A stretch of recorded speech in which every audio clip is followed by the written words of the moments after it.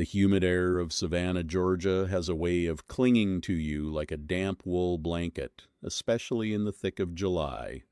For 26-year-old Clara Vance, the summer of 2025 was shaping up to be just as long and oppressive as the ones that came before it. Clara was someone who found comfort in the past, working as a museum archivist where everything had a place and every story was already written in ink. She lived alone in a small, weathered cottage that felt more like a sanctuary than a house, a place she had inherited from her mother, Elena, who had passed away from a sudden illness just 2 years prior in 2023.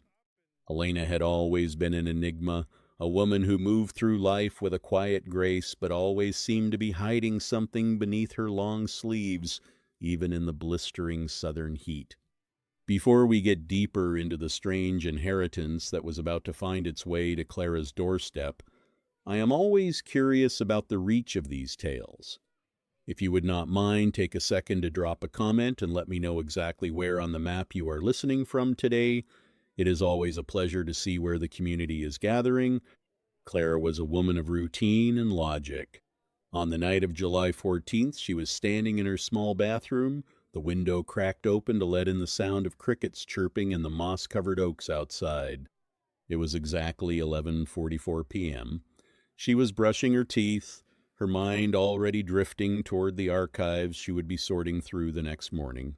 But then, without any warning, a sensation like a hot branding iron being pressed against her flesh erupted along her left forearm.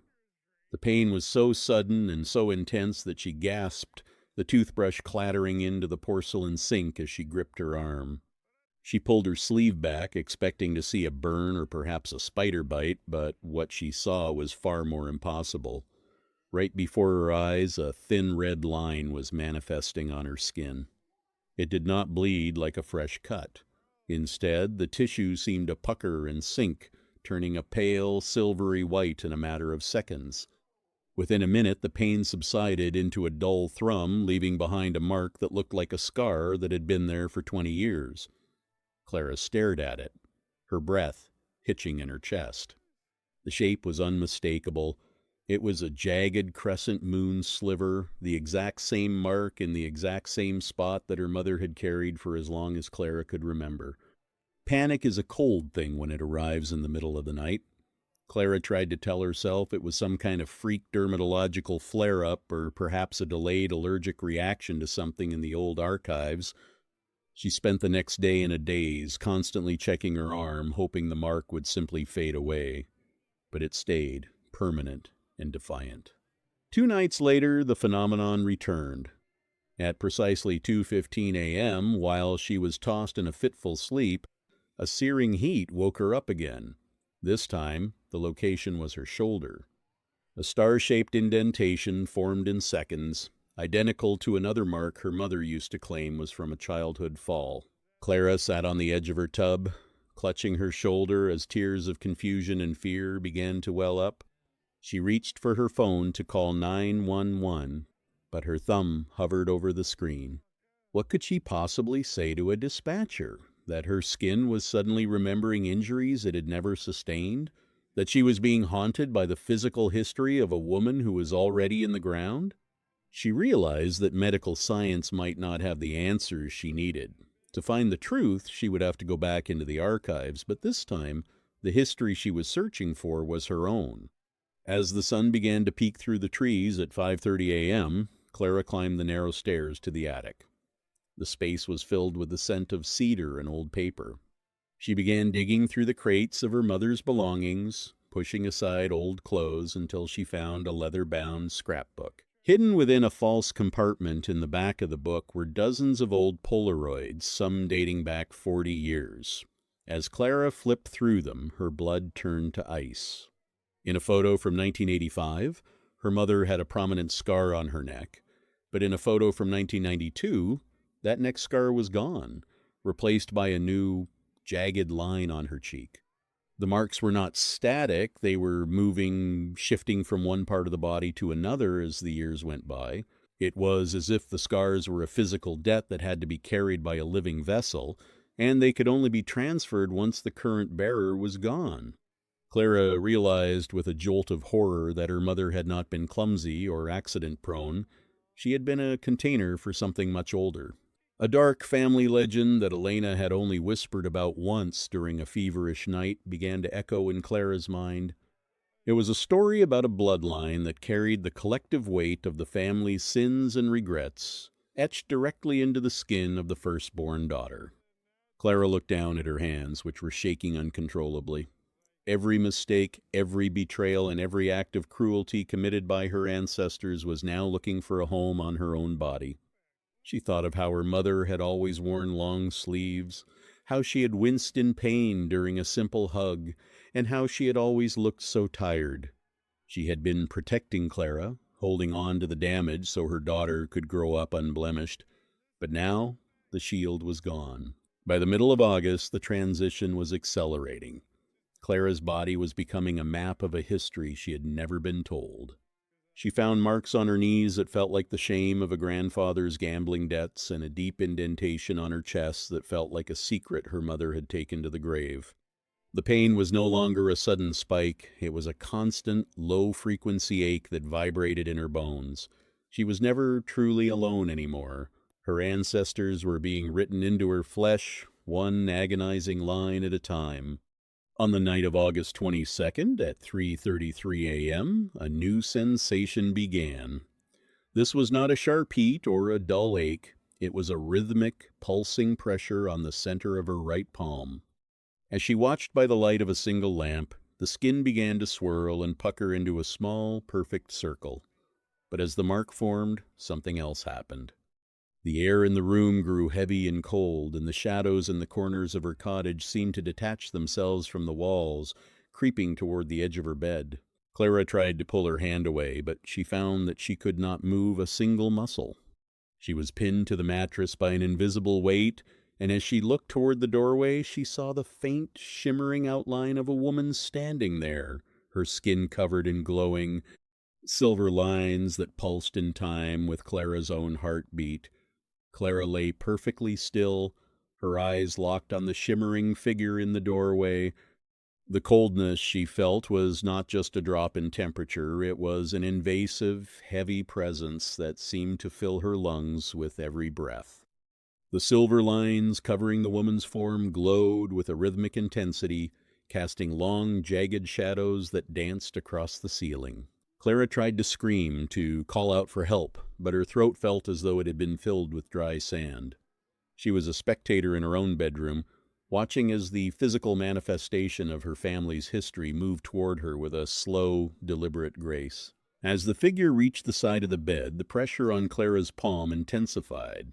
The small circular mark was no longer just a pucker in the skin, it was a pulsing gateway.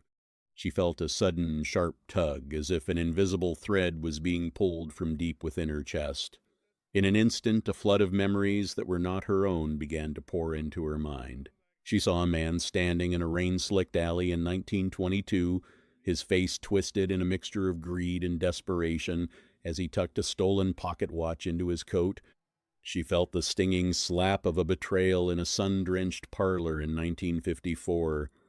Each image was accompanied by a corresponding spike of heat on her skin as new marks began to bloom across her legs and torso. The figure leaned over her, and for the first time Clara could see the face. It was her mother, Elena, but it was a version of her that was stripped of all her soft edges. Her eyes were not the warm brown Clara remembered, but two swirling pools of silver light that seemed to contain the collective sorrow of generations. Elena did not speak, but her presence radiated a profound sense of duty and exhaustion.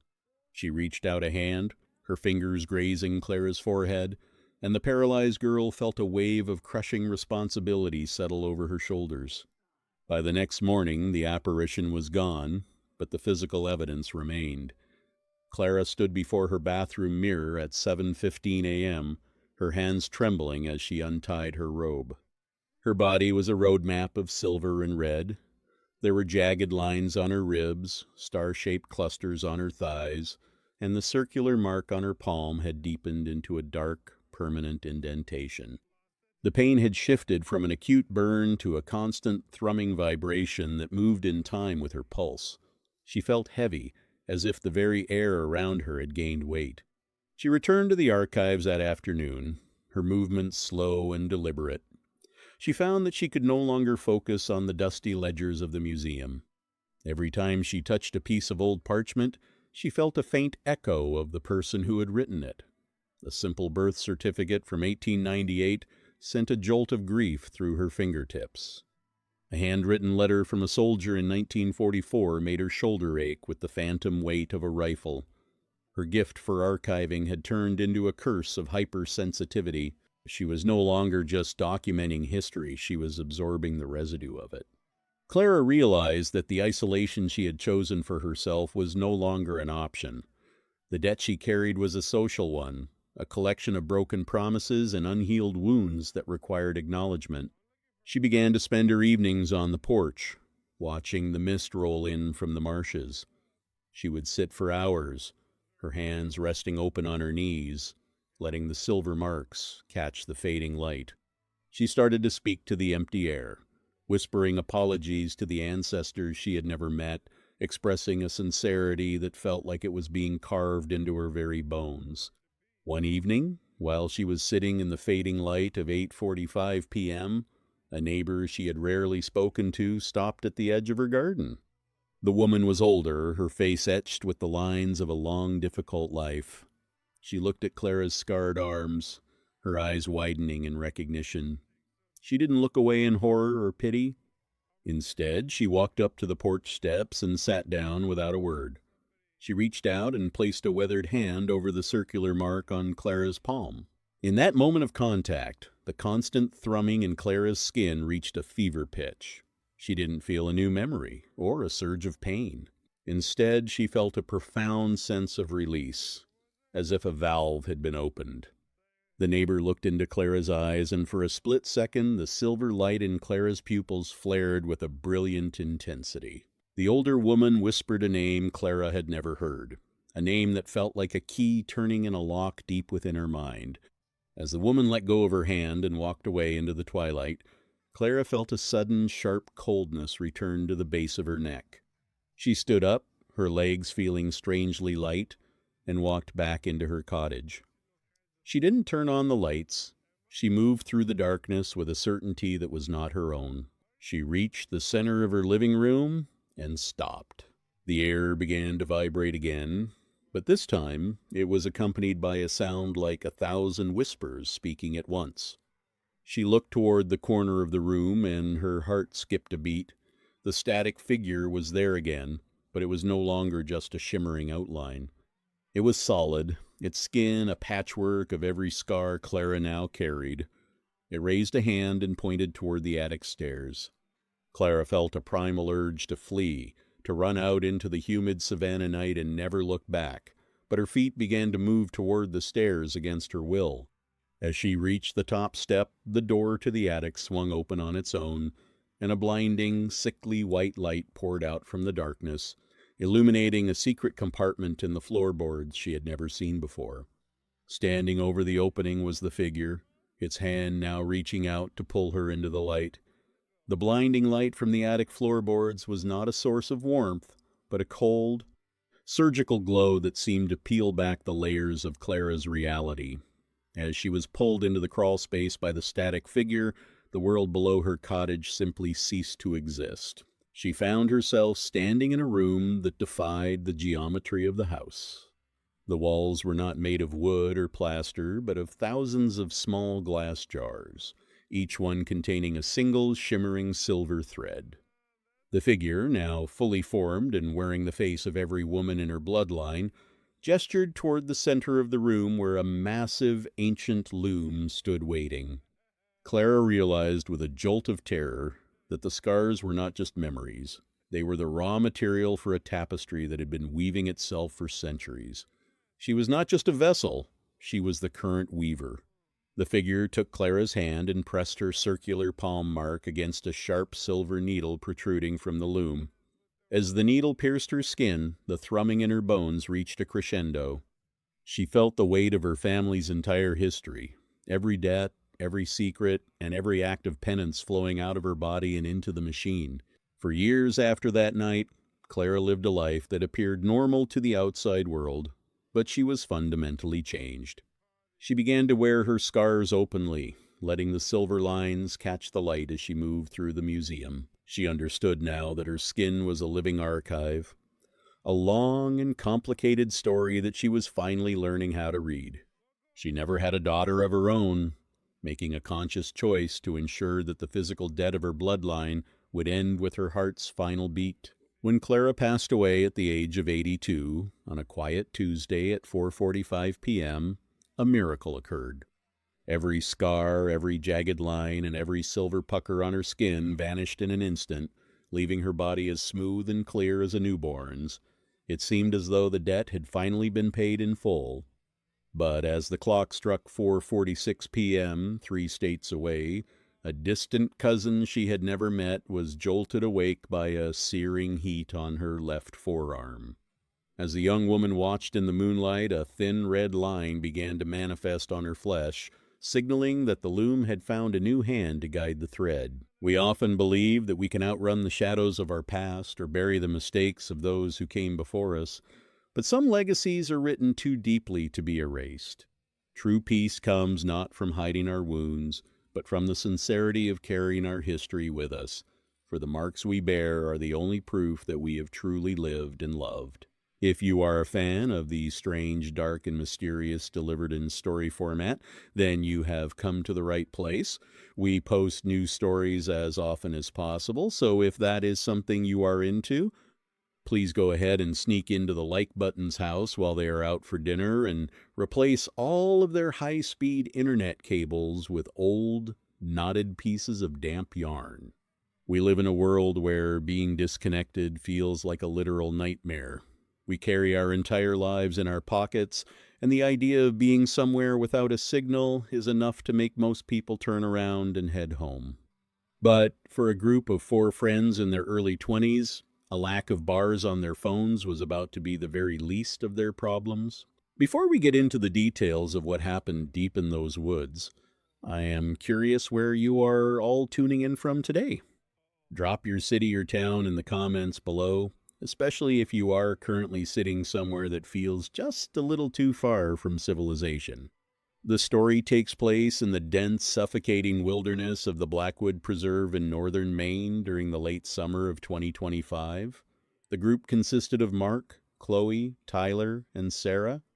They were all experienced hikers, or at least they thought they were, and they had planned this trip as a way to unplug for a weekend. They wanted to find a legendary clearing deep in the preserve that was rumored to have the best view of the stars in the entire state. They left their cars at the trailhead at 10:30 a.m. on a Friday, expecting to be back by Sunday afternoon. For the first few hours, the hike was exactly what they had hoped for. The air was crisp, the trails were well marked, and the conversation was easy. But as they pushed deeper into the interior of the preserve, the terrain began to change. The wide, groomed paths gave way to narrow, overgrown tracks that seemed to be swallowed by the forest. By 4:15 p.m., Mark, who was leading the group with a paper map and a compass, noticed that the trail they were on did not match any of the landmarks on his chart. He checked his phone for a GPS signal, but the screen showed a hollow, gray bar with the words, "No service." They decided to keep moving forward, assuming the trail would eventually loop back toward the clearing. But as the sun began to dip below the canopy, the forest grew unnaturally quiet.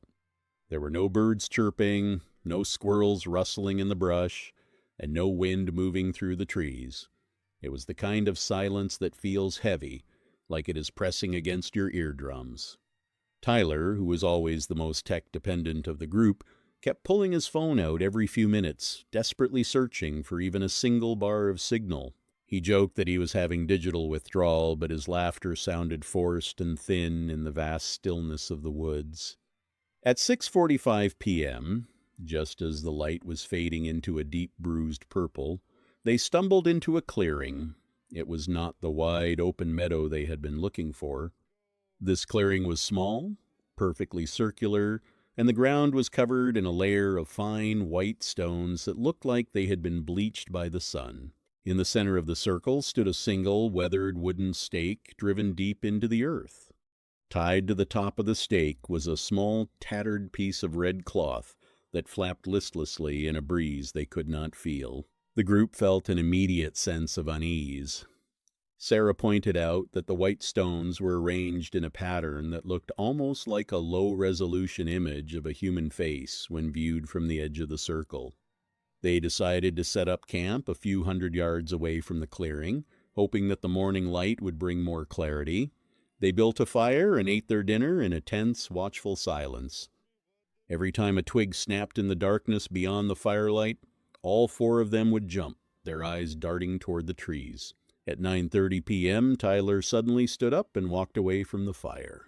He told the others he thought he saw a flicker of light through the trees and wanted to see if there was another group of campers nearby who might have a satellite phone. Mark told him to stay close, but Tyler was already disappearing into the shadows, his phone held high in the air as if it were a dowsing rod. 10 minutes passed, then 20. When Tyler did not return, the remaining three began to call out his name, their voices echoing off the dense wall of pine trees. There was no answer. Mark grabbed his flashlight and moved toward the spot where Tyler had vanished. He walked about 50 paces before his light caught something on the ground. It was Tyler's phone. The screen was shattered, but it was still glowing. Mark picked it up and saw that the camera app was open. He scrolled back to the most recent photo taken at 10:12 p.m. The image was blurry and dark, but in the center of the frame, standing just a few feet away from the camera, was a tall, thin figure with a tilted head and eyes that reflected the camera flash like polished silver. Mark looked up from the phone and realized that the silence of the woods had been replaced by a faint, rhythmic, static noise that seemed to be coming from the trees all around him. He turned his flashlight toward the sound and saw Tyler standing perfectly still in the middle of the white stone clearing, but his friend's head was tilted at an impossible, sickening angle. Mark stood frozen, the shattered screen of Tyler's phone digging into his palm as the rhythmic static grew louder, vibrating through the very air he was breathing. The sound did not have a source. It was coming from the trees, the ground, and the heavy, humid air itself. In the center of the white stone circle, Tyler remained perfectly still. His head was tilted at that impossible angle, his chin resting almost entirely on his right shoulder. The beams of Mark's flashlight played over his friend's face, but Tyler's eyes did not blink. They were wide, glazed, and fixed on a point somewhere far beyond the physical world. Chloe and Sarah caught up to Mark, their breathing ragged as they slowed to a halt at the edge of the clearing. When they saw Tyler, Sarah let out a sharp, strangled sob that she quickly muffled with her hand. Mark tried to step forward to cross the threshold into the circle of bleached stones, but his boots felt like they were sinking into wet concrete. Every time he tried to lift his foot, the static noise in his head spiked, a high-pitched frequency that made his teeth ache and his vision blur into a kaleidoscope of gray and white pixels. Suddenly, Tyler's mouth opened. It was not the fluid, natural movement of a human speaking. It was a mechanical, frame-by-frame, jerky motion. Instead of a voice, a burst of loud, distorted digital noise erupted from Tyler's throat. It sounded like a dial-up modem fighting through a thunderstorm. Chloe screamed and backed away, but Sarah stood her ground, her eyes fixed on Tyler's hands. His fingers were twitching in a fast, rhythmic pattern, as if he were typing on an invisible keyboard at a speed no human being could ever achieve. The tall, thin figure Mark had seen in the photo was nowhere to be found, yet the sensation of being watched had intensified until it felt like a physical pressure on their skin. Mark looked back down at Tyler's phone, which was still glowing in his hand. The image of the figure with the silver eyes began to move. It was a static photograph, but the figure was slowly turning its head toward the edge of the frame, toward where Mark was standing in the real world. A new notification pinged on the broken screen, despite the phone having no service. It was a message from an unknown sender that read, "The upload is 40% complete. Mark realized with a jolt of pure terror that the clearing was not just a strange landmark in the woods. It was a biological antenna, a dead zone where the laws of nature had been overwritten by something that functioned like a massive predatory network. Tyler was not just standing there. He was being processed. The white stones beneath his feet began to glow with a faint pulsing blue light that matched the frequency of the static noise. The patterns that looked like a human face began to shift and reform, the stones sliding over one another like the scales of a serpent. Mark turned to the girls and told them they had to leave right now. They began to scramble back toward the dense tree line, but the forest had changed in the short time they had been standing at the clearing. The narrow track they had followed to get there was gone. In its place was a wall of thick, interlocking pine branches that looked like they had been woven together by a giant hand. They were trapped in the immediate vicinity of the circle. The static noise grew even louder, reaching a deafening crescendo that forced Mark to drop his flashlight and cover his ears. Through the chaos of the sound, Tyler's voice finally broke through. It was not the distorted noise from before. It was Tyler's actual voice, clear and full of a calm, terrifying sincerity. He told them that they did not need to be afraid of the silence, because the silence was just the space between the bars. He said that once you lose the signal, you finally start to see the broadcast. Mark looked back toward the center of the clearing and saw that Tyler's body was beginning to flicker, his edges blurring and distorting like a corrupted video file. The tall, thin figure reappeared, stepping out from behind Tyler as if it had been standing in his shadow the entire time. It was even taller than it had appeared in the photo, reaching nearly 8 feet in height. Its limbs were long and spindly, and its skin had the texture of scorched copper. It did not have a mouth or a nose, just those two silver reflective eyes that seemed to be recording everything they saw. The figure reached out a long, thin hand and touched the back of Tyler's neck. In an instant, Tyler's body straightened, his head snapping back into a natural position with a sickening crack that echoed through the woods. He turned toward his friends, and for a split second Mark saw the real Tyler looking out from behind the glazed eyes.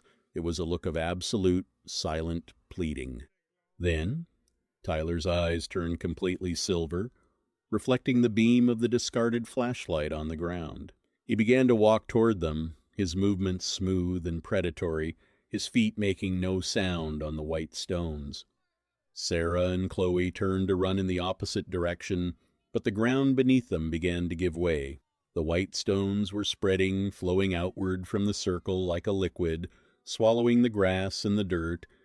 Mark tried to reach for Sarah's hand, but his fingers passed right through her arm as if she were made of smoke. He looked down at his own hands and saw that his skin was beginning to lose its color, turning the same translucent, flickering gray as the static on a dead television channel. The tall figure raised its other hand and pointed directly at Mark. The static noise in his head shifted into a low, vibrating hum that vibrated in his chest. A voice that sounded like 1,000 people speaking at once echoed in his mind, telling him that the signal was finally strong enough for a group transmission. Mark looked at Chloe and Sarah, and he saw that they were also beginning to flicker.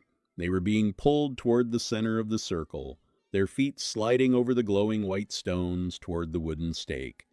Just as the red cloth on the stake began to glow with a bright, blinding crimson light, the tall figure stepped toward Mark and leaned down, its silver eyes filling his entire field of vision. The tall, thin figure remained hunched over Mark, its silver eyes acting like 2 miniature television screens that played back every memory he had ever stored. The static noise in Mark's head reached a deafening pitch, a digital scream that felt like it was tearing his consciousness into a billion pieces of raw data. He looked over at Chloe and Sarah, but they were no longer recognizable as human beings. They were flickering outlines of light, their forms stretched and distorted as they were pulled toward the wooden stake in the center of the clearing. The red cloth atop the stake was now a brilliant, pulsing neon, acting as a beacon for the transmission that was nearing completion.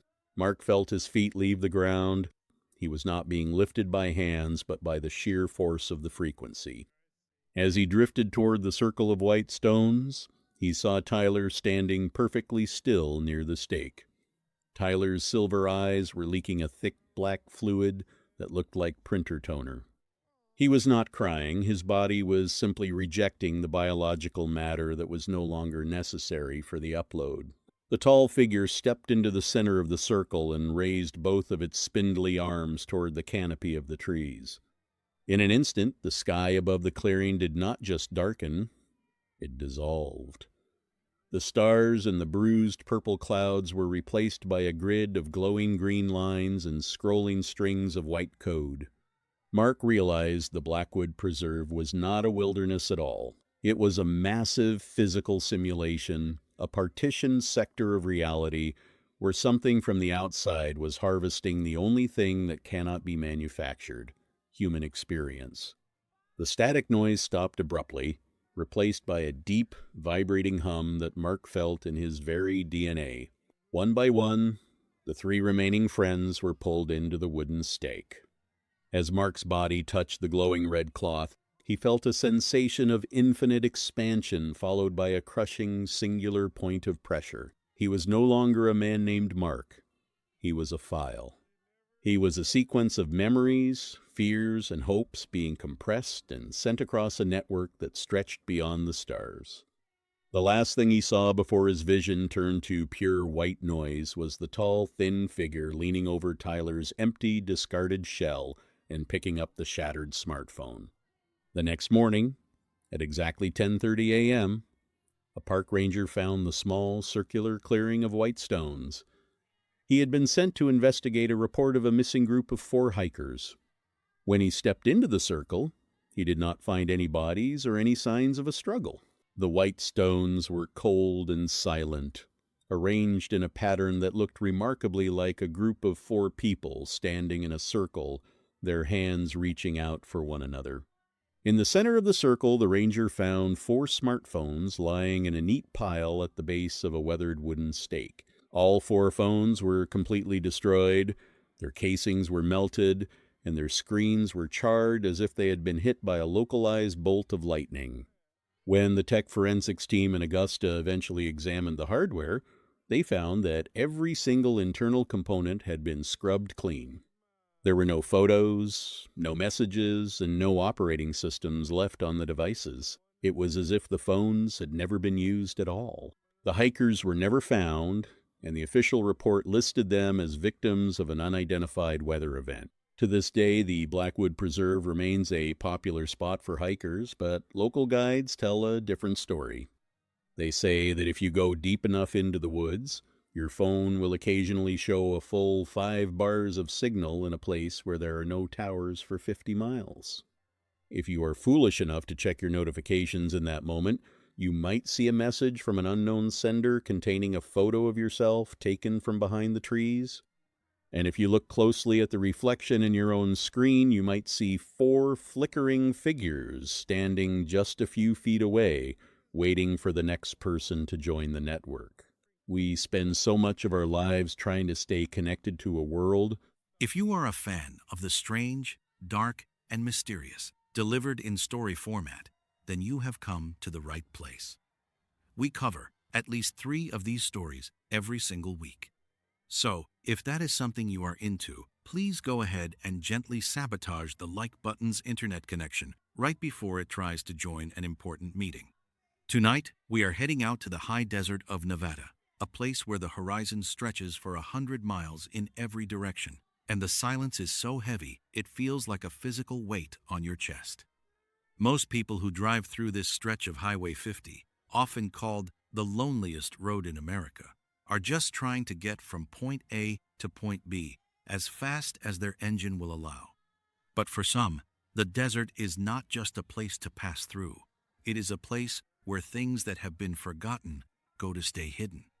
It was 2:45 a.m. on a Tuesday in middle of July, 2024. A man named Elias Thorne was driving his silver sedan toward the town of Ely.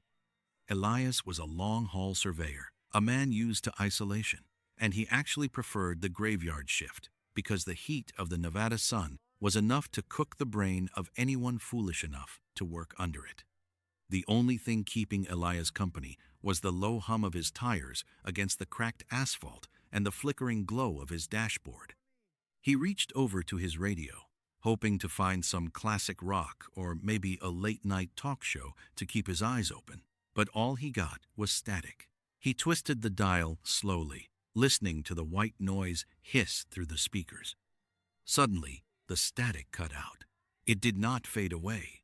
It simply vanished, replaced by a silence so absolute that Elias actually checked to see if his radio had lost power. But the small green light on the display was still glowing. The frequency read 99.7. Then a voice came through. It was not the booming voice of a radio DJ or the frantic energy of an advertisement. It was a woman's voice. It was calm, measured, and completely devoid of emotion. It sounded like she was reading a grocery list, but the words she was saying made the hair on the back of Elias's neck stand straight up. The voice said, "Sarah Miller, age 24, Reno. Departure scheduled for 4:12 a.m. tomorrow." Elias frowned, slowing his car down to 50 miles per hour. He thought it was some kind of weird indie radio play, or maybe a true crime podcast he had accidentally stumbled upon. He kept listening. The voice continued. "Marcus Higgins, age 52, Carson City. Departure scheduled for 5:30 a.m. tomorrow." The voice went on, listing names and cities, followed by specific times. Elias felt a cold chill wash over him, despite the desert heat still radiating from the ground. There was something so mechanical, so final, about the way the voice said the word departure. Elias arrived in Ely a few hours later, checked into a cheap motel, and tried to shake the feeling of that broadcast. But curiosity is a persistent thing. The next morning, he sat in a local diner and pulled up a news app on his phone. He searched for Reno. The headline at the top of the page hit him like a physical blow. A 24-year-old woman named Sarah Miller had been killed in a hit-and-run accident in downtown Reno. The time of death reported by the police was 4:12 a.m. Elias felt the blood drain from his face. He scrolled down further. In Carson City, a man named Marcus Higgins had suffered a fatal heart attack while preparing for work, unquote.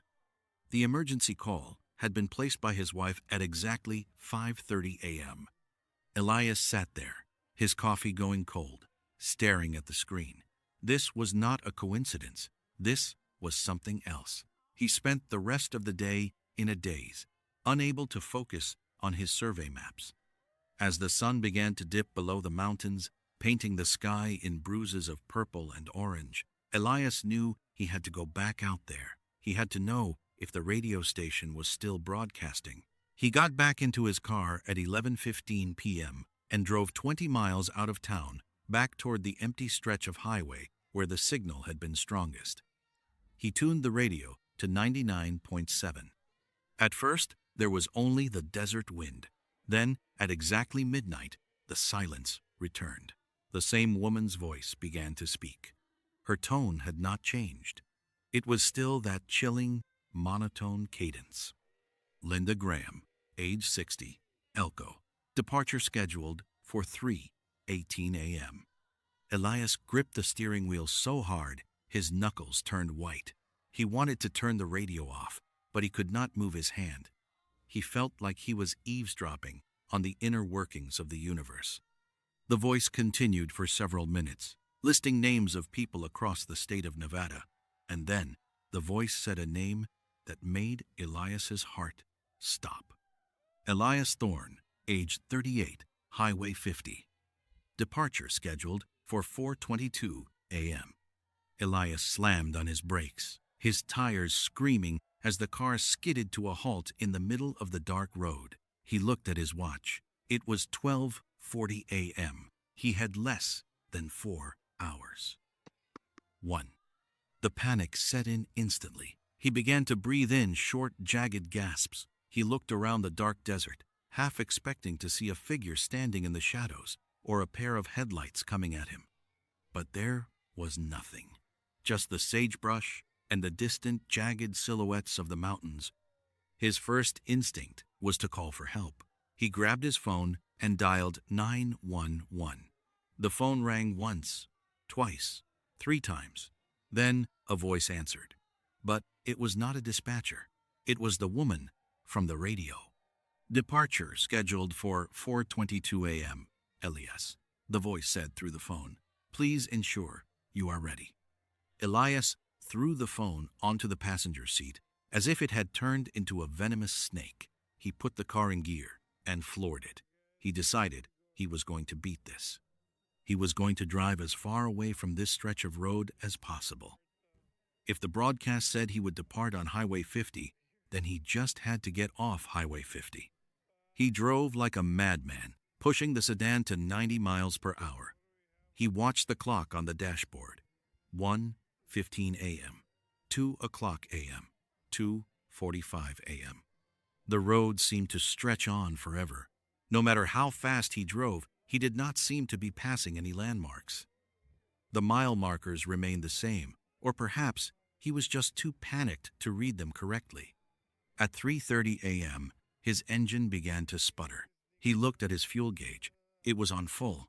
He had filled up in Ely, but the car was losing power. It groaned and shuddered, the lights on the dashboard flickering wildly. "No, no, no," Elias whispered, pounding on the steering wheel. "Not now." The car finally gave out and rolled to a stop. He was in the middle of nowhere. No lights, no houses, no other cars.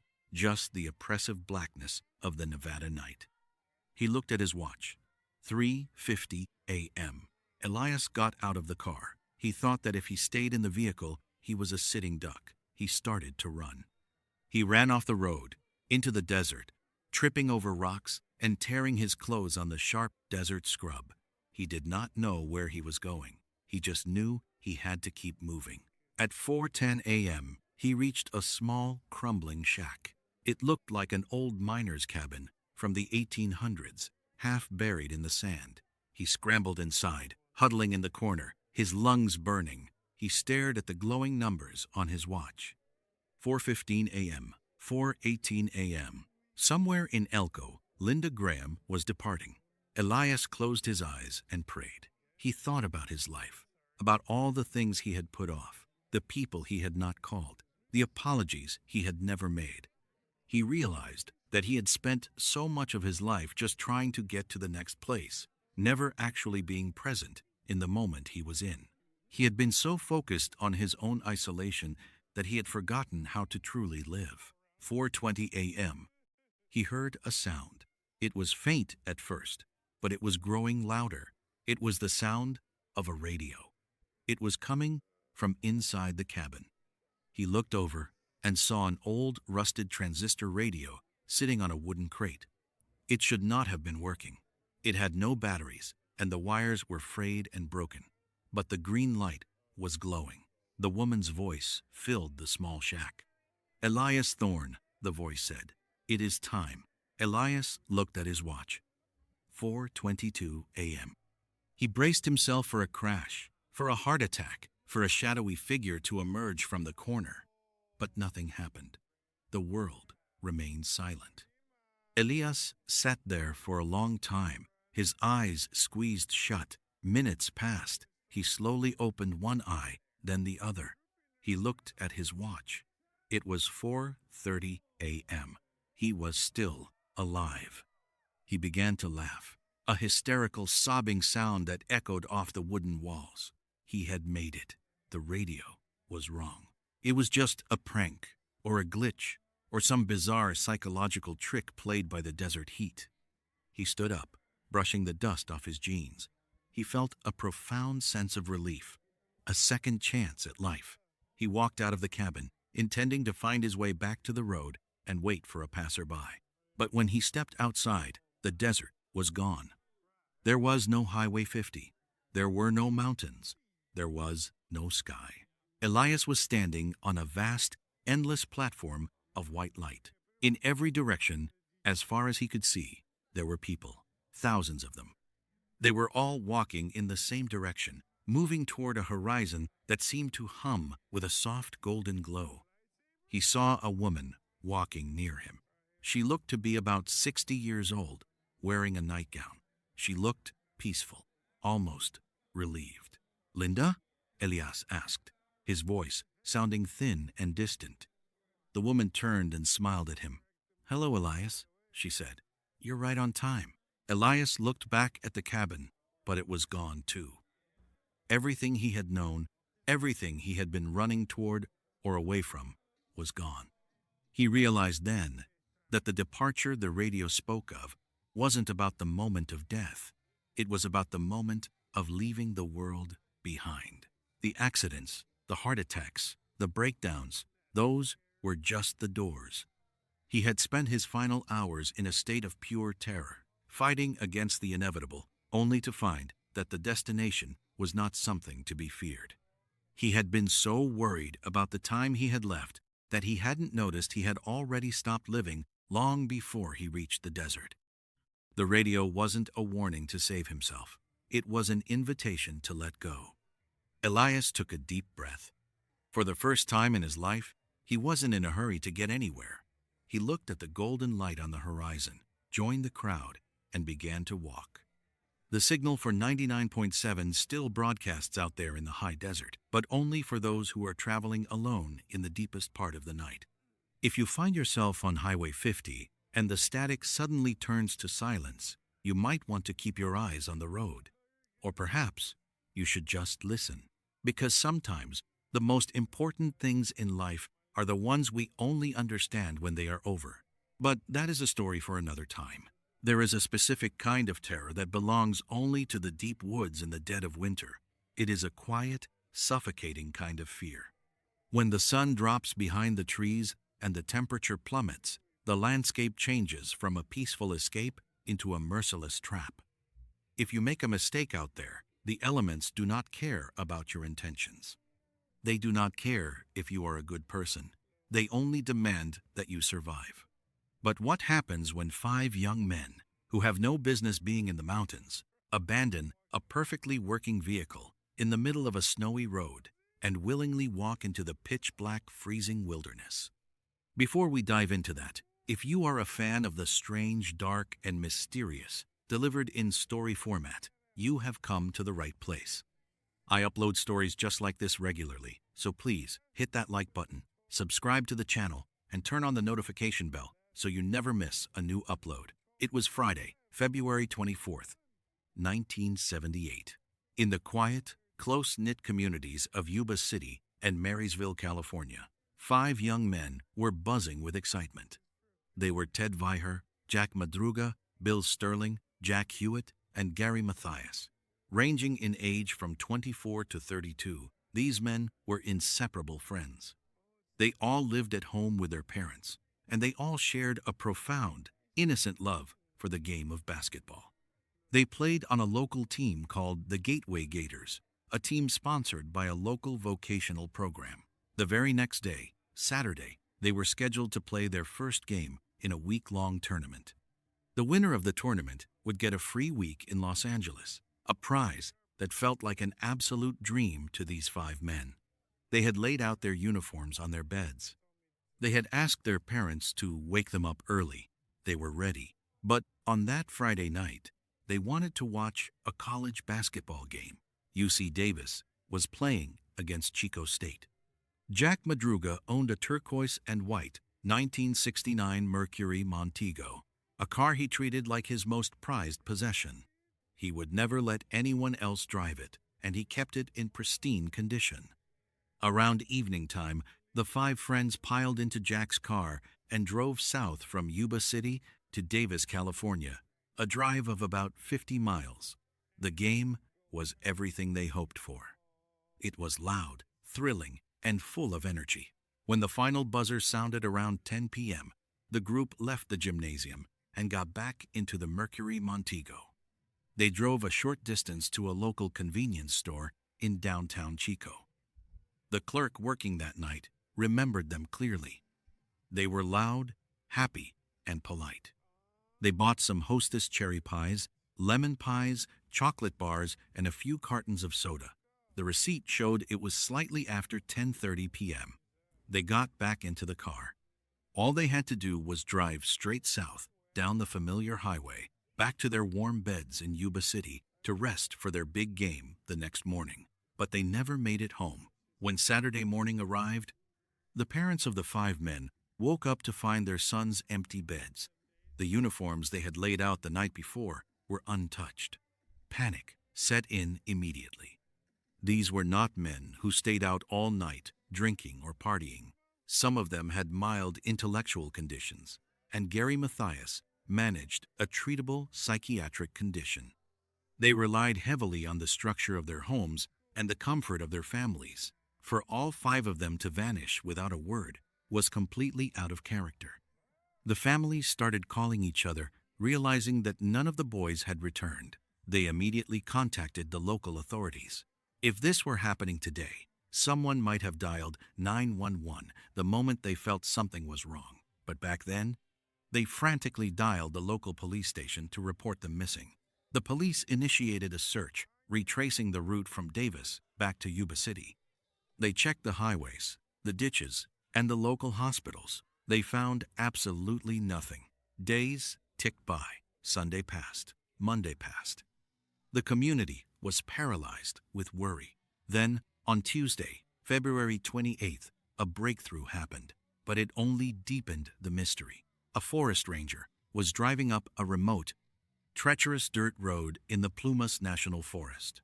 This road was roughly 70 miles away from Chico, and it was in the complete opposite direction of Yuba City. It went high up into the mountains, far away from any major highway or town. The road was unpaved, deeply rutted, and covered in snow. As the ranger navigated a steep, winding curve, he spotted a turquoise and white Mercury Montego abandoned on the side of the road. It was Jack Madruga's car. The police rushed to the scene, expecting the worst. But when they examined the vehicle, the situation made absolutely no sense. The car was sitting in a few inches of snow, slightly off the main ruts of the road. There were no dents, no scratches, and no signs of a struggle. The gas tank was a quarter full. When a mechanic eventually checked the engine, he found that the car started up immediately. It ran perfectly. Even stranger, the tires were not stuck. 5 grown men could have easily pushed the car back onto the firm gravel with a few minutes of effort. Inside the car, police found the wrappers from the snacks the boys had bought at the convenience store. They found neatly folded maps in the glove compartment. The keys were missing, which suggested Jack had locked up his beloved car, but one of the windows was rolled down, letting the freezing winter air blow into the cabin. The most terrifying realization for the police was the location. The Plumas National Forest in February is an unforgiving place. The elevation is high, and the temperatures at night drop well below freezing. The 5 men were not dressed for the mountains. They were wearing light jackets, sneakers, and casual clothes. Why would they drive 70 miles out of their way, up a terrifying pitch-black mountain road, only to abandon a perfectly functioning car that could have served as a warm shelter?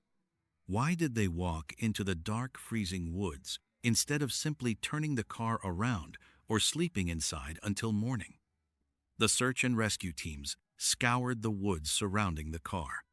They brought in tracking dogs, helicopters, and men on horseback. But a severe winter storm moved into the mountains shortly after the car was found, dumping several feet of fresh snow over the entire area. The dogs lost the scent. The helicopters could not see through the dense canopy of trees and the blinding snow. The search had to be called off. The families were left in an agonizing limbo, wondering if their sons were freezing somewhere in the dark, calling out for help that would never come. As the investigation continued, a man named Joseph Shawns came forward with a story that sent chills down the spines of the detectives. Joseph told police that on the exact night the boys went missing, he had driven up that same mountain road to check on a cabin he owned. Around 5:30 p.m., his car had gotten deeply stuck in the snow just a short distance past where Jack's Mercury Montego was eventually found. Joseph tried to push his car out, but while doing so, he experienced severe chest pains. Believing he was having a heart attack, he crawled back into his car, turned on the heater, and lay there in agony, hoping someone would drive by. Hours passed. It was incredibly dark and eerily quiet. Then, around 11:30 p.m., Joseph saw headlights coming up the road behind him. He looked out his window and saw a car park roughly 50 yards away. It was a turquoise and white car. He saw a group of people get out. They were standing around the car, talking. Desperate for help, Joseph opened his door and called out to them. He yelled that he was having a heart attack and needed assistance. What happened next makes the blood run cold. The moment Joseph called out, the voices completely stopped. The people standing around the car instantly went silent. A moment later, the headlights of the turquoise car were turned off. The silence of the mountain returned, heavier and more menacing than before. Joseph lay there in the dark, terrified and confused.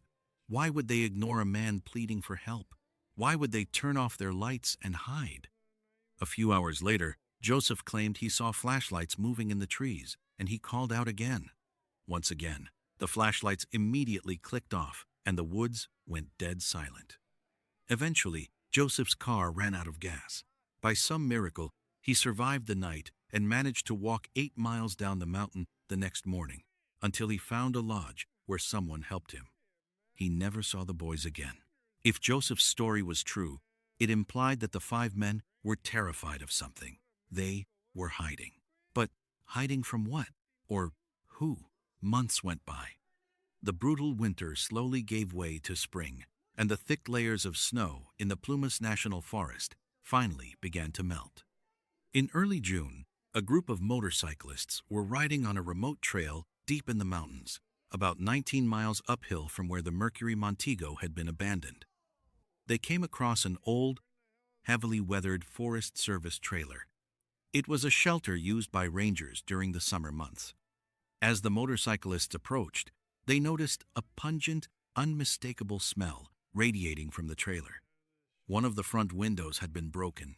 A motorcyclist stepped up, peered through the shattered glass, and immediately backed away in horror. Inside the trailer was a bed. On the bed lay a body wrapped tightly from head to toe in 8 heavy blankets. Police were called to the scene. When they unwrapped the blankets, they identified the body as Ted Wire. The scene inside the trailer was one of the most baffling and heartbreaking things the seasoned detectives had ever witnessed. Ted had not died of unnatural trauma. He had starved to death, and he was suffering from severe frostbite. His feet were badly damaged by the cold.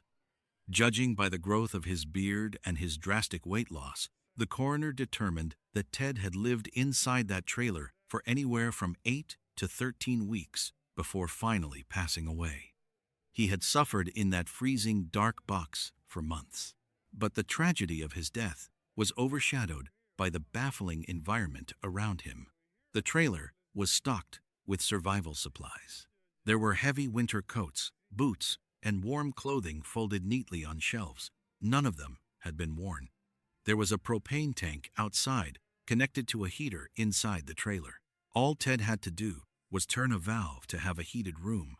The valve was never turned. Most disturbing of all, there was a storage locker inside the trailer that contained enough freeze-dried food and military rations to keep all 5 men alive and fully fed for a year. The locker was sitting right next to the bed where Ted died. A few cans of food had been opened and consumed, apparently using an Army surplus can opener that belonged to Gary Mathias. But the vast majority of the food was completely untouched. Ted had literally starved to death while sleeping next to a mountain of food, and frozen to death while surrounded by fuel, fire starters, and heavy coats. Why didn't he eat? Why didn't he turn on the heat? The strange clues did not stop there. Sitting neatly on a table inside the trailer were Ted's leather shoes, his wallet with cash still inside, a gold ring, and a gold necklace. And near the door, investigators found a pair of sneakers. They belonged to Gary Mathias. This meant Gary had been inside the trailer with Ted. He had taken off his sneakers and, presumably, put on a pair of heavy boots from the trailer's supply before leaving. But where did he go? Why did he leave his friend behind? The search teams intensified their efforts in the woods surrounding the trailer. What they found only added to the nightmare. The remains of Jack Madruga and Bill Sterling were found roughly halfway between the abandoned car and the trailer. They were located on opposite sides of the logging road. Based on the condition of their remains, investigators deduced that they had succumbed to the freezing temperatures on the very first night. They had literally frozen to death while trying to walk the 19 miles up the mountain. A few days later, a searcher found a skull and some clothing scattered near a thicket of bushes not far from the trailer. Dental records confirmed it was Jack Hewitt. But Gary Mathias was never found. His sneakers inside the trailer were the last trace he ever left on this earth. Extensive searches covering miles of dense forest yielded absolutely nothing. No clothing, no bones, no clues. He had simply vanished into the vast, indifferent wilderness. The investigation slowly ground to a halt. There was no evidence of foul play, no sign of an attacker, and no logical explanation for anything that had happened. The authorities theorized that the men had somehow taken a wrong turn in Chico, gotten lost, and ended up on the mountain road. Perhaps they hit a snowbank, panicked in the dark, and believed the car was permanently stuck. When they saw Joseph Shawns calling for help, perhaps they thought he was a threat, or they were simply too frightened by the strange situation to respond. They abandoned the safety of their car and started walking. But why walk uphill? Why walk deeper into the freezing forest instead of downhill toward the safety of the valley? The prevailing theory is that they saw the distant lights of a Forest Service cabin, or thought they were on a different road altogether. As they trudged through the deep snow in their light clothing, the brutal cold began to take its toll. Jack Madruga and Bill Sterling fell behind and quietly passed away in the snow. The remaining three, Gary, Ted, and Jack Hewitt, managed to reach the Forest Service trailer 19 miles away. Once inside, they broke a window to get in. In the pitch-black darkness, terrified and freezing, their logic completely broke down. They did not realize how much food was in the locker. They were too scared to touch the propane valve, perhaps fearing an explosion. Ted's feet were so badly frostbitten that he could not walk. Gary and Jack Hewitt stayed with him for a while, opening a few cans of food to keep him alive. But eventually, as weeks dragged on and Ted grew weaker, Gary and Jack Hewitt realized they had to go get help. They left the trailer. Jack Hewitt did not make it far before the elements claimed his life. Gary Mathias took a different path, perhaps trying to find a road or a town, and walked deep into the unknown until he, too, was swallowed by the forest. Ted, unable to move, waited in the dark trailer for his friends to return. He waited for weeks. He waited until his body simply could not endure any more pain, and he quietly passed away, entirely alone. This story leaves a heavy, lingering weight on the mind. It is a stark reminder of the fragile line between safety and disaster. It shows how a single, unexplainable decision, taking a wrong turn on a dark night, can lead to irreversible consequences. The universe does not offer second chances to those who wander into its harshest domains.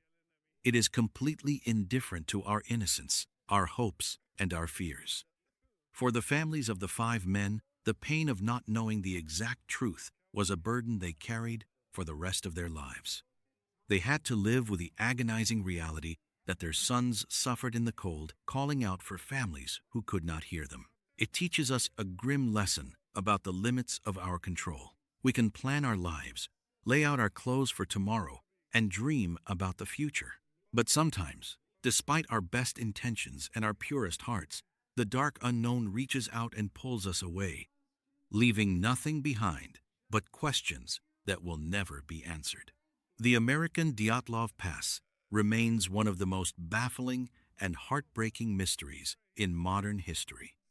The woods up in the Plumas National Forest still hold their secrets, buried under decades of snow and silence. If you found this story fascinating, you are going to want to hear the next one.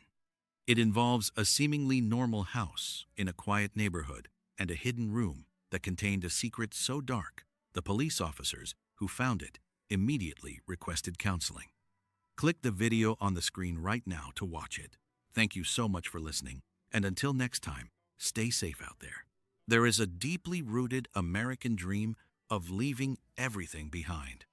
When the stress of modern life, the noise of the city, and the crushing weight of daily responsibilities become too much, people often fantasize about packing up their car and moving to the middle of nowhere. They believe that if they can just find a quiet piece of land deep in the mountains, they can start over. They believe the wilderness will wash away their problems. But the wilderness is entirely indifferent to human struggles. It does not heal you. It only amplifies whatever you bring into it.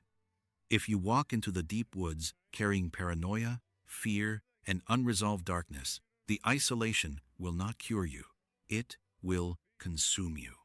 This is the tragic and deeply unsettling reality of a family who drove up into a remote mountain range looking for peace, only to vanish into thin air, leaving behind a trail of clues that are so bizarre they defy all logical explanation. Before we unpack one of the most baffling and chilling unsolved mysteries in modern history, if you are a fan of the strange, dark, and mysterious delivered in story format, you have come to the right place.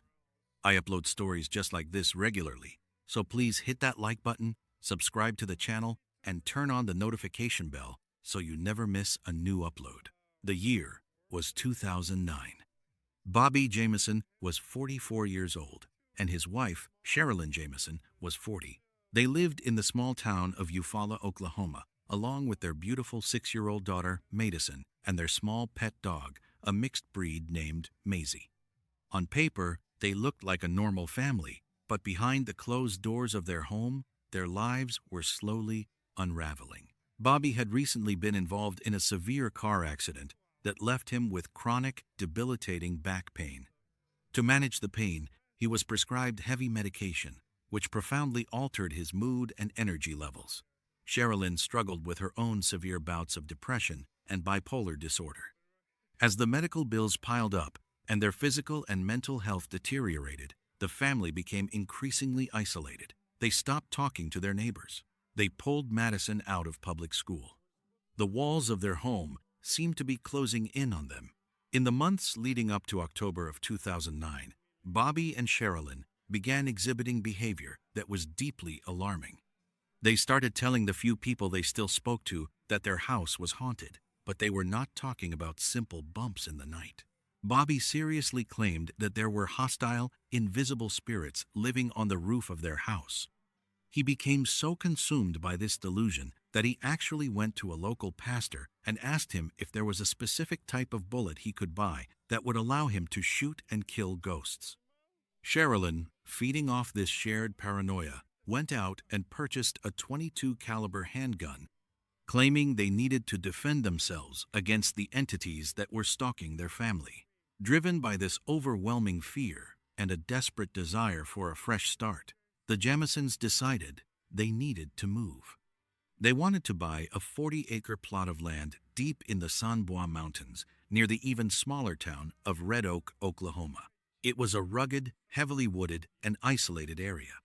They planned to buy a shipping container, place it on the land, and live completely off the grid, far away from whatever they believed was hunting them. On October 8, 2009, the family prepared to leave for a short trip to view the land. But before they left, their home security camera captured something that would later become a cornerstone of this terrifying mystery. The camera was pointed at their driveway, recording the family as they packed their white pickup truck. The footage is incredibly disturbing to watch. It is completely silent, but the visual alone is enough to make your skin crawl. For over 2 hours, Bobby and Sherilyn are seen walking back and forth from the house to the truck. They are carrying completely mundane items, but the way they are moving is entirely unnatural. They are walking with a stiff, mechanical gait, almost like zombies. They walk past each other dozens of times in the narrow driveway, but they never make eye contact. They never stop to speak to each other. They just move back and forth in a bizarre, silent trance, their faces entirely devoid of emotion.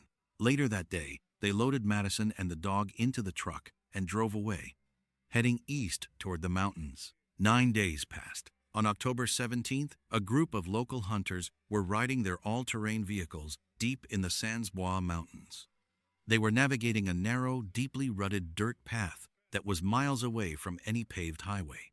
The terrain was incredibly rough, flanked by dense timber and steep ravines. As they rounded a bend, they saw a white pickup truck parked awkwardly on the side of the dirt trail. The hunters stopped their vehicles. They recognized the truck immediately. They had driven past this exact spot a few days earlier and had seen the truck sitting there. The fact that it had not moved in days in such a remote area was highly unusual. They walked up to the vehicle to see if someone needed help. The truck was locked. The hunters peered through the dirty glass of the windows. The inside of the cab was a mess of clothing, maps, and wrappers. But then they saw something moving in the back seat. Curled up on a pile of jackets was Maisie, the family dog. The dog was severely emaciated, trembling, and barely clinging to life. She had been locked inside the freezing, airtight truck for over a week with absolutely no food or water. Realizing something was terribly wrong, the hunters immediately called the local sheriff's department. When the police arrived, they had to physically break the window to get the dog out and unlock the doors. Maisie was rushed to an animal clinic where she miraculously survived. But as the investigators began to inventory the contents of the truck, the situation escalated from an abandoned vehicle case into an absolute nightmare. Inside the truck, the police found Bobby's wallet, containing his identification and credit cards. They found Sherilyn's purse. They found both of their cell phones. They found the family's global positioning system unit, which showed that they had driven further up the mountain, stopped, and then driven back down to this specific spot before turning the engine off. They found the heavy winter coats the family would have desperately needed in the freezing autumn mountain air. But the most shocking discovery was located underneath the driver's seat. Tucked away in a bank bag was $32,000 in pure, hard cash. The investigators were completely baffled. If the family had been robbed, the criminals would have certainly taken the massive sum of money. If they had simply gotten out of the truck to go for a short walk and gotten lost, why did they leave their dog locked inside the vehicle to slowly starve to death? Why would they lock the doors behind them? And why would they leave their heavy coats inside when the temperature outside was rapidly dropping? A massive search and rescue operation was immediately launched. Over 100 volunteers, police officers with tracking dogs, and men on horseback scoured the rugged terrain surrounding the truck. They combed through the dense brush, checked the deep ravines, and searched the abandoned coal mines that dotted the landscape. The tracking dogs caught a faint scent leading away from the truck, but it quickly vanished into the wind. They searched for days, expanding the radius further and further out. They found absolutely nothing. It was as if the earth had simply opened up and swallowed the three of them whole. As the detectives dug into the evidence left inside the truck, they made a deeply unsettling discovery on one of the cell phones. It was a photograph of 6-year-old Madison. The picture appeared to have been taken somewhere on the mountain, likely on the day they disappeared. In the photo, Madison is standing with her arms crossed over her chest, but it is her expression that haunts anyone who looks at the image. She is not smiling. She looks incredibly distressed, as if she has been crying, and her eyes are looking slightly off camera, staring at someone or something with a look of pure fear. It was the last known photograph of the little girl alive. The sheer lack of physical evidence led to a chaotic storm of theories. Some investigators believed that Bobby and Sherilyn, caught in the grip of a shared drug-induced psychosis, simply wandered off into the woods and succumbed to the elements. The area was notoriously dangerous, filled with steep drops and wild animals. But this theory could not explain why they would lock the truck, leave the money, and condemn their beloved dog. Others theorized that they had stumbled across a drug manufacturing operation. The Sans Bois Mountains were known to be a hiding place for illegal methamphetamine labs. If the Jamisons had accidentally walked onto a cartel's territory while looking for land, they might have been executed to protect the secret. But again, ruthless criminals do not typically leave $32,000 in cash sitting under a seat. Another terrifying theory suggested a murder-suicide plot. Did the intense paranoia finally push one of the parents past the breaking point? Did they force their family to march out into the freezing wilderness to end it all? But without bodies, and without a weapon found in the immediate area, the police had nothing but empty speculation. The case officially went cold. For 4 years, the mystery of the Jamison family haunted the state of Oklahoma. Then, on November 16th, 2013, the silence of the mountains was finally broken. Another group of hunters were trekking through a deeply isolated section of the forest, roughly 3 miles away from the spot where the white pickup truck had been abandoned 4 years earlier. This specific area had not been thoroughly searched during the initial investigation because it was extremely difficult to access and incredibly far for a 6-year-old child to walk through dense, thorny brush. One of the hunters noticed something pale contrasting against the dark autumn leaves. As he walked closer, the horrifying reality of what he was looking at came into focus. Lying on the forest floor were the skeletal remains of 3 human beings. The police were immediately notified. The medical examiner arrived at the scene. Because the bodies had been exposed to the harsh elements and scavenging animals for 4 years, there was very little physical evidence left. But the arrangement of the remains told a silent, tragic story. The 3 skeletons belonged to Bobby, Sherilyn, and Madison. They were found lying face down, side by side, perfectly parallel to one another. The medical examiner took the remains back to the laboratory for a thorough analysis. The bones were heavily weathered. They could not determine the exact cause of death for Sherilyn or Madison due to the severe decomposition. There were no broken bones to suggest a fall, and no obvious knife marks. However, when they examined Bobby's skull, they found a small, mysterious hole. The coroner could not definitively state whether the hole was caused by a bullet from a small caliber weapon or if it was the result of animal activity over the years. Because the evidence was so degraded, the official cause of death for all 3 members of the Jamison family was ruled as undetermined. The discovery of the bodies only deepened the terrifying mystery. How did they get 3 miles away from their truck? The terrain was brutal. If they were lost and freezing, basic survival instincts dictate that you stay near your vehicle, which provides shelter. Why did they walk purposefully into the deepest, most unforgiving part of the woods? And why did they lay down side by side? If they were forced out there by someone else, why lay them out so methodically? If it was a murder-suicide, where was the weapon? The .22 caliber handgun that Sherilyn had purchased was never found inside the truck, and it was never found near the bodies. Did one of them use it, and then an animal carried it away? Or did someone else walk away with it? The truth of what happened on that cold October day remains buried in those mountains. But the most terrifying explanation is the one that forces us to look inward. The Jamisons were running away from invisible ghosts. They were running away from the suffocating pressure of their failing health, their financial ruin, and the demons taking root inside their own minds. When they locked the doors of their truck and walked into the dark, silent forest, they brought that paranoia with them. It is entirely possible that in the grip of an intense, shared psychological breakdown, the rustling of the wind in the trees sounded like footsteps. The shadows of the branches looked like the entities they believed were hunting them. Driven by blind, absolute terror, they abandoned their vehicle, abandoned their money, and forced their daughter to march deeper and deeper into the wilderness to escape an enemy that did not exist. When exhaustion and the freezing cold finally overtook them, They laid down together, holding onto each other as the darkness closed in. This tragic story leaves a heavy, lingering weight on the mind. It speaks to a profound truth about human nature. We spend so much energy trying to outrun our problems. We change our jobs, we move to new cities, and we dream of escaping into the isolation of nature, believing that a change of scenery will bring us peace. But physical distance cannot cure an internal wound. The shadows we refuse to confront in the daylight will inevitably follow us into the dark.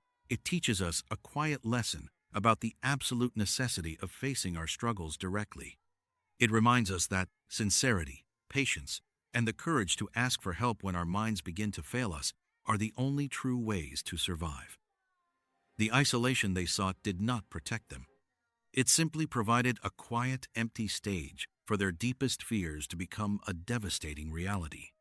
Life requires us to stand our ground and deal with the broken pieces of our lives, because the further we run into the unknown, the harder it becomes to ever find our way back. If you found this story fascinating, you are going to want to hear the next one. It involves an experienced hiker who went out for a short walk in a popular national park, only to vanish into thin air, leaving behind a trail of bizarre clues that made even seasoned search and rescue experts question the laws of nature. Click the video on the screen right now to watch it. Thank you so much for listening, and until next time, stay safe out there. Imagine being entirely engulfed in absolute suffocating darkness. You cannot move your arms. You cannot move your legs. The air you breathe is thick with the taste of ancient dust and damp clay. Every time you exhale, the solid stone walls surrounding you seem to shift, squeezing your chest just a fraction tighter. The blood rushes to your head, your heart pounds frantically against your ribs, and the only sound you can hear is your own ragged, panicked breathing, echoing in a space no larger than a washing machine. This is not a terrifying nightmare you can wake up from. For one man, this was the chilling reality of a family holiday gone horribly, unimaginably wrong. If you find yourself drawn to true stories that explore the strange, dark, and mysterious corners of our world, you have come to the right place. We tell stories just like this one, focusing on the deeply unsettling and the bizarre. Before we dive into the pitch-black depths of today's narrative, please sneak into the like button's house, locate their favorite bottle of shampoo, replace the contents entirely with superglue, and then calmly walk out the front door. The year was 2009.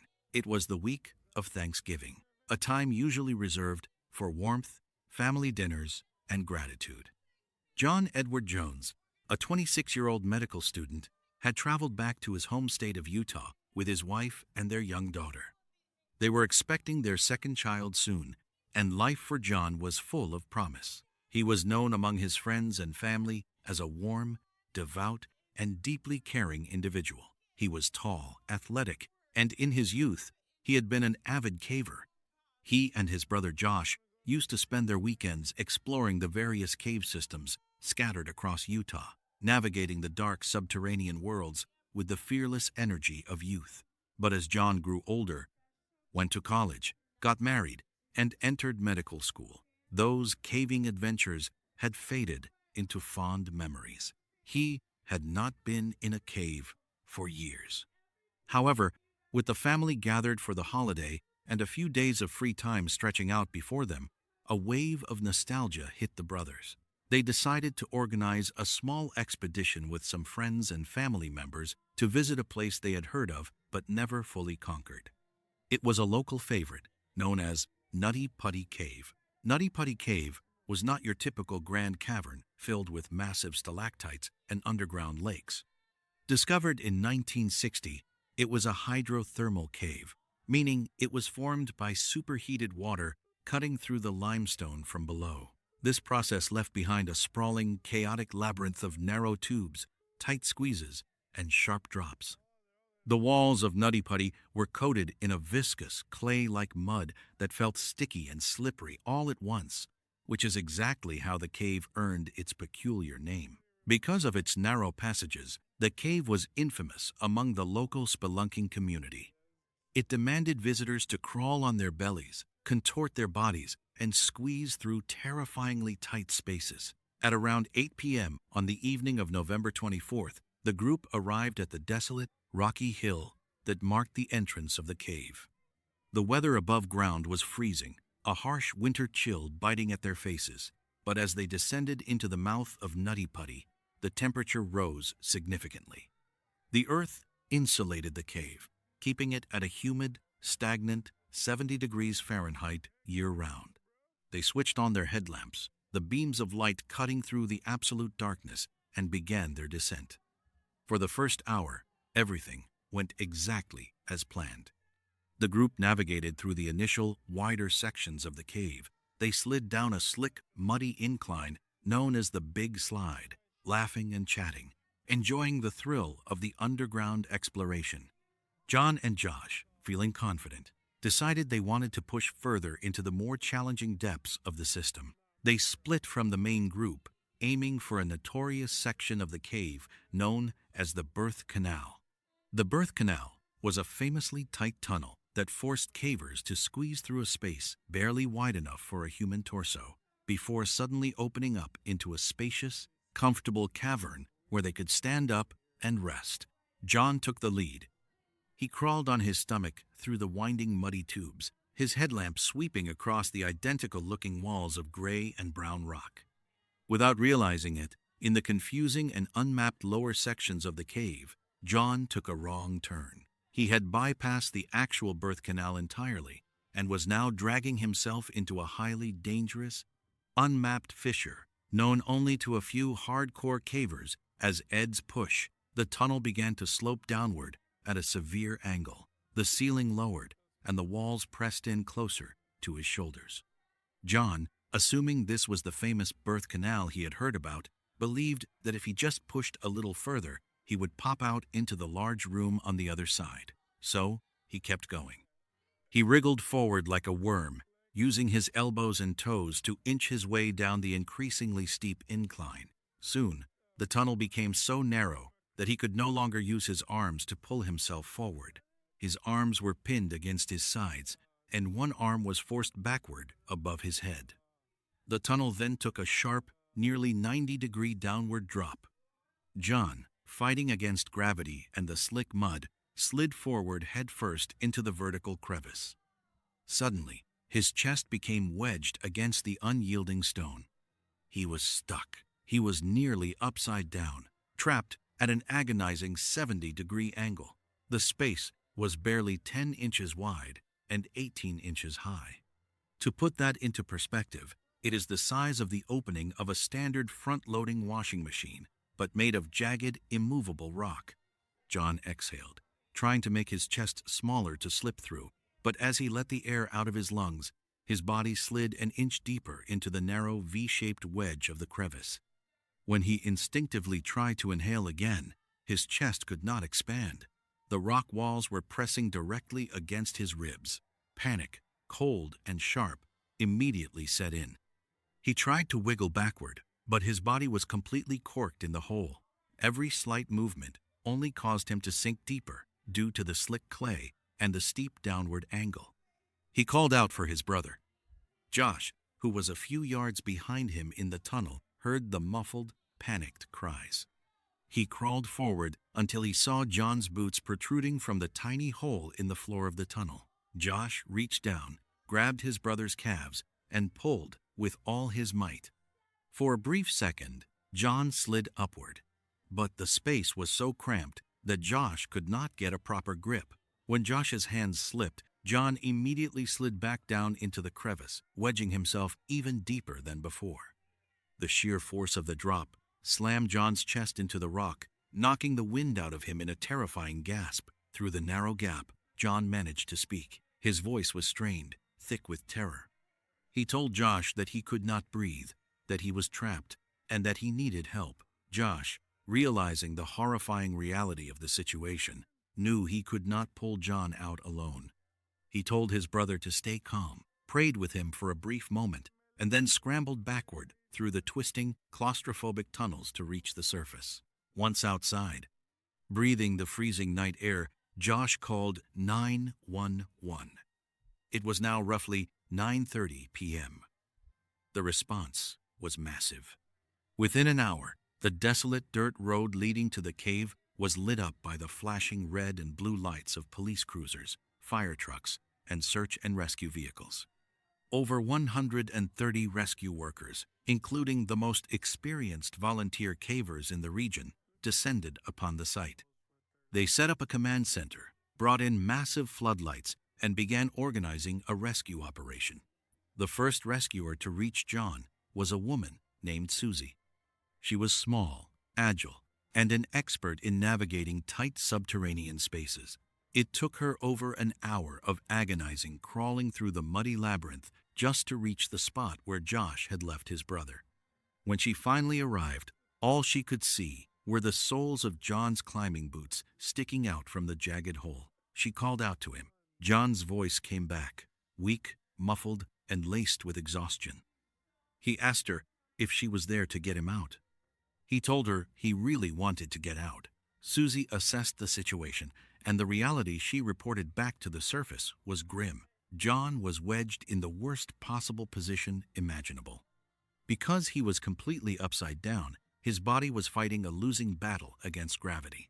The human circulatory system is not designed to function upside down for extended periods. Gravity was pulling all of his blood down into his brain and his lungs. His heart was being forced to pump twice as hard to push the blood back up to his legs. Fluid was already beginning to build up in his lungs, a condition known as pulmonary edema, making every single breath a monumental struggle. Furthermore, the space was simply too small for any specialized rescue equipment. They could not use jackhammers or explosives to widen the tunnel because the vibrations would likely cause a cave-in, crushing John instantly. The rock surrounding him was solid limestone, too hard to chip away by hand in such a cramped position. The only option was to pull him out by his feet. For the next 12 hours, the rescue effort was a grueling, heart-wrenching test of endurance. Rescuers worked in shifts, crawling down into the claustrophobic nightmare, staying with John, giving him sips of water through a long tube, and trying to keep him awake and calm. They lowered a two-way radio down to him so he could speak with his wife, who was waiting in absolute agony on the surface. Her voice, echoing through the dark, cold stone, was the only thing keeping John tethered to the world above. The rescue team eventually devised a plan.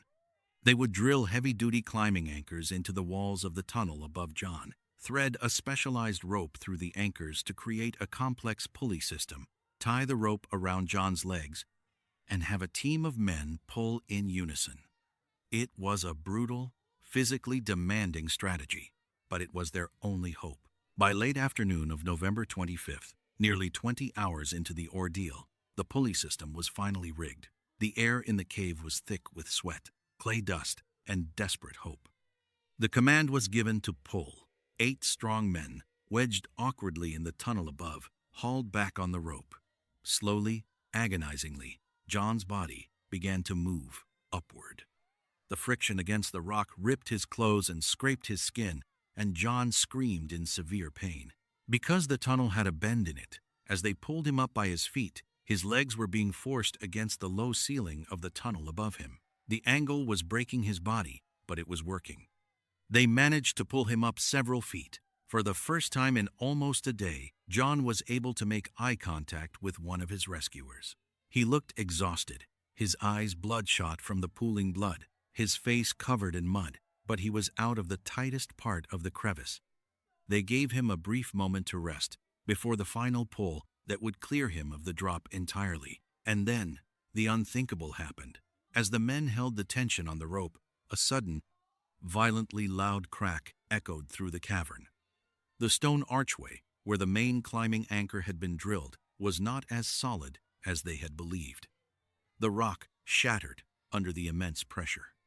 A massive piece of stone broke away, sending a heavy metal carabiner flying through the narrow tunnel like a bullet, striking one of the rescuers in the face. and momentarily knocking him unconscious. Without the anchor holding the tension, the rope went completely slack. Instantly, gravity reclaimed its victim.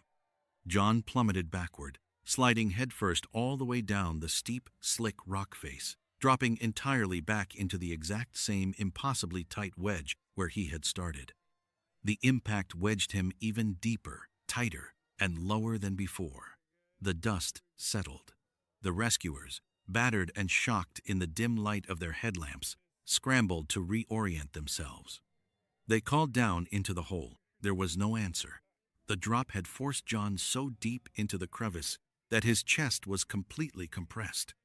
His exhausted heart, which had been fighting against gravity and lack of oxygen for nearly 24 hours, could not withstand the shock of the fall and the renewed, crushing pressure. A medical professional on the rescue team was eventually able to crawl down and maneuver a stethoscope through the tiny gap, pressing it as close to John's torso as possible.